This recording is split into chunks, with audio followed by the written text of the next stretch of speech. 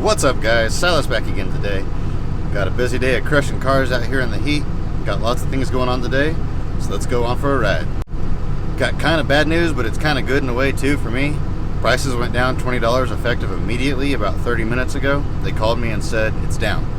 And that's the way it works. When prices are going up, they drag their feet for 2 weeks. But when they go down, they're boom immediately. But it is what it is. It's alright. The reason why that's good news is because when prices are sky high, all I do is buy. It just never ends, just non-stop stuff streaming in, and I never have time to process anything like I want to. I never have time to get anything else done, and I've got several farm cleanups I need to do. I've got all those Studebakers I need to get cleaned up next month. I've got so much to do, and I never have time to do it because it's constant customers coming across the scales, and that's why everybody nags on me for not selling parts and stuff. I just literally do not have time to pull parts. When it's this busy, I would cost the business a fortune if I stopped to pull $20 and $30 taillights. It's just not an option, unfortunately. But even with the price drop, I've still got lots of work to do, so I'm still going to be hustling, still going to be doing all sorts of cool stuff. I got these in today. These are kind of interesting. I'm not entirely sure what they are. Some sort of electronic control box. He actually has a whole bunch of them he's going to be bringing me. I think he said 7 or 8 of these and 7 or 8 of another style. So I got a bunch of those coming in. I got half of a semi coming in. Here's that Porsche that some of you guys saw and made comments on. My brother's actually keeping that car for now, so it's not for sale. But we get in a lot of these European cars that were nice when they were new. Over there you see I got a Jaguar sitting on top of a BMW, and I crushed a Mercedes yesterday. And that's why I never buy a Euro cars. They go from being really nice cars and really expensive cars to scrap just as fast as this Camry, if not even faster. And what's really crazy is in the scrap world, that old Taurus over there, that's almost an antique, is actually worth more than this Porsche. Because the catalytic converter on the Taurus is worth a lot more than the one on this car, plus it's a bigger car. I've got to go add these tires to my tire mountain, and yes, I have a tire mountain. I save all the aluminum wheels off the cars, the ones that'll come off anyway, and I don't have time to demount them, so I just stack them up until someday when I have time. One of many reasons why I'm kind of excited that prices are going back down is I can finally get some other stuff done. When prices are up sky high, we make less money than when they're low. And I say low, I don't mean like super low, but I mean just kind of in between. Because when prices are sky high, there's tons of competition. Everybody that has a pickup and a chain becomes a junker overnight. And they don't pay taxes, they don't have licenses, they don't have insurance, they don't have any of that. And so it's just really, really hard to compete with them because they're operating on 100% profit. But when prices go back down, those guys go back to doing other things. We actually make more money when cars are down around 150 a ton, 100 a ton, that range, because there's no competition. And so a lot of times people will call us and just give us cars if they're out of town or something like that. Here is my tire mountain. That's a lot of cars that I've crushed to make this mountain.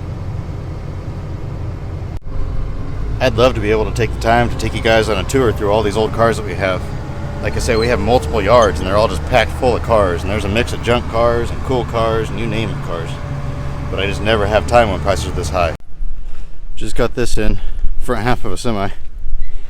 Weighs about 6,300 pounds, I think he said. I'm gonna run it down to the claw real quick.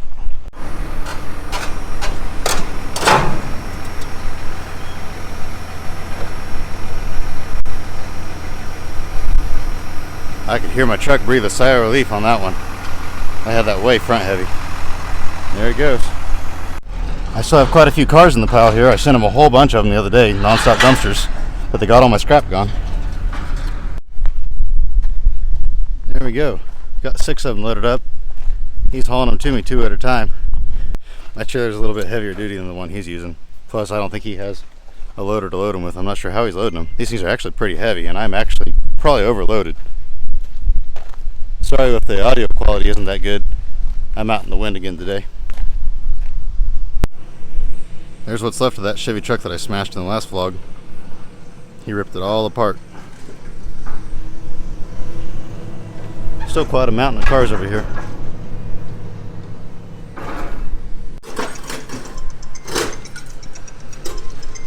Ignore my phone ringing, and I can't reach it to shut the ringer off.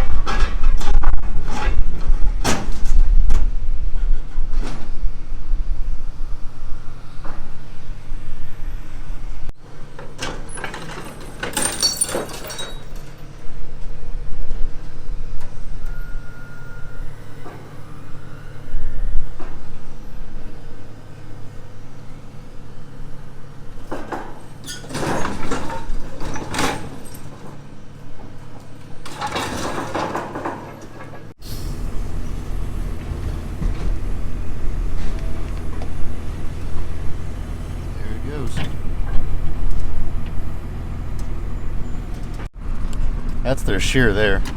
They bring a lot of their heavier steel down here and shear it up. They load that right onto rail cars and ship it in direct that way. They don't send it to the shredder yard. And they cut the real heavy stuff up with a torch.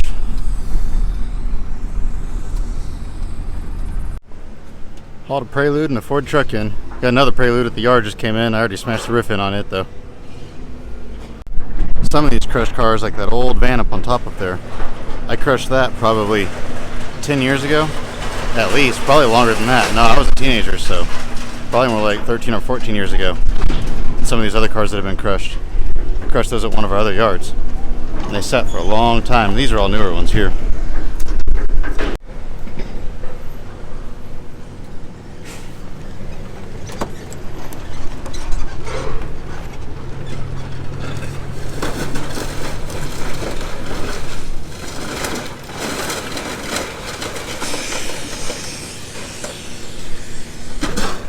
There goes that Prelude.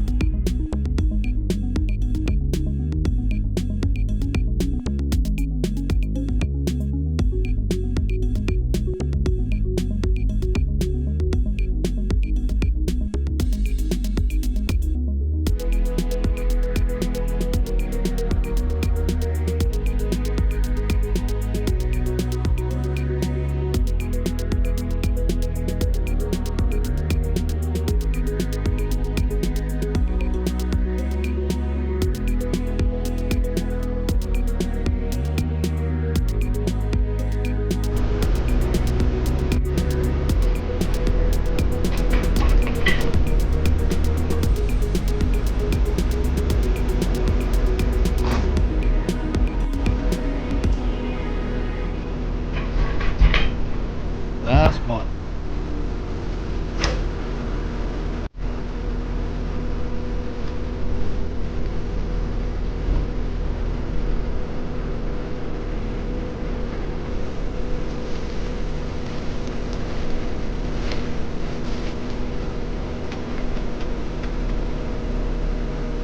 There it goes.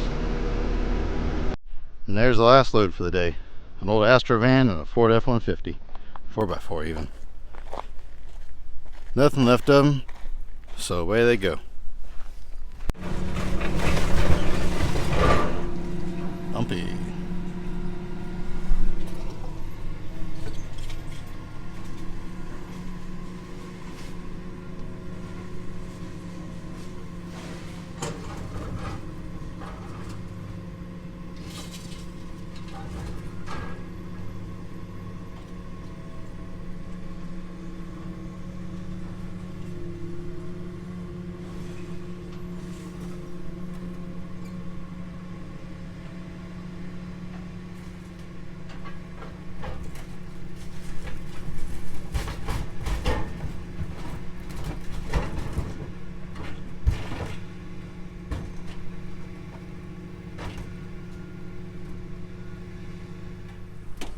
Finally shipping this out down to Texas. I sold this a long time ago. Pretty neat sign. It's a big sign. It's a heavy sign. Got to use a loader to load it. It's double-sided, but this side isn't quite as nice. But it could be repainted. I was going to do something with it when I bought it, but then I was buying something else, needed the money, so I just resold it. Now I sold a few of these as well. These are headed to Texas. He already pulled them all off, made a pile of them. I used to get between $50 and $70 a piece out of these online back when the craze first started, probably 7-8 years ago. But then everybody found out they were bringing big money, so everybody started selling them, and now it dropped it down to where they're not worth nearly what they used to be. If you take them to shows, you can usually get about $10 a piece out of them. I give this guy a pretty good deal. He helps me out a lot. I wouldn't sell them that cheap to anybody else, but he's a good guy, so I give him a good deal so he can make some money. I want to keep these over here. I don't want to sell them all, because then if I ever decide I want to do something with some of them, an art project or whatever, then I'll have to buy them back, and I guarantee you ain't nobody going to give me that good of a deal. So I'll hang on to some of these here. And probably the last thing I'll do for the day, sold this old 63 Wildcat. It's headed to a new home. There's actually somebody that watches my YouTube channel saw it and got a hold of me on Facebook, and I sent them pictures of it, and so they were coming here on vacation anyway, so they rented a trailer here, and they're getting tires put on the wheels right now, and they'll be back here in about an hour or so, and we'll load it up and they'll take it back home. I got the bumpers over there, but inside it, for those that don't remember, this is the car that had the bucket seats and the console, factory tack. It's a pretty cool car. It's got a few condition issues here and there, a little bit of rust here and there, and it does have one spot in the frame that's rusted out, but the rest of the floor is rock solid. Looks great under there, so it's definitely a buildable car. It's going to take a little more work than I thought it would when I first drug it out of the trees, but it's still a pretty good car, really. I'm about done for the day. The 63's gone on the road. This just came in for scrap. And I was looking in it, and I bet this is one cool van back in the day. This fancy headliner. It's even got a sink and a little tabletop over here. There's an actual table in the back of it underneath all this junk, a round table, and you can kind of see how these seats arch around it all the way around. It's like a booth sitting around it. You can't even open the back doors. It was so fancy inside. I bet this was a super nice van back when it was newer. Someone did a lot of custom work to this. Check out all these toggle switches and stuff. Somebody really went to town on this van. Even custom paint. But now it's ready for the crusher. All good things must end.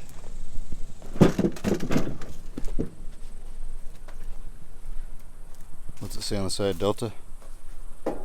I broke the window out of it, unloading it. Be neat to see something like this back when it was new. I hope you guys enjoyed it. If you did, hit that like button, and please consider subscribing to my channel.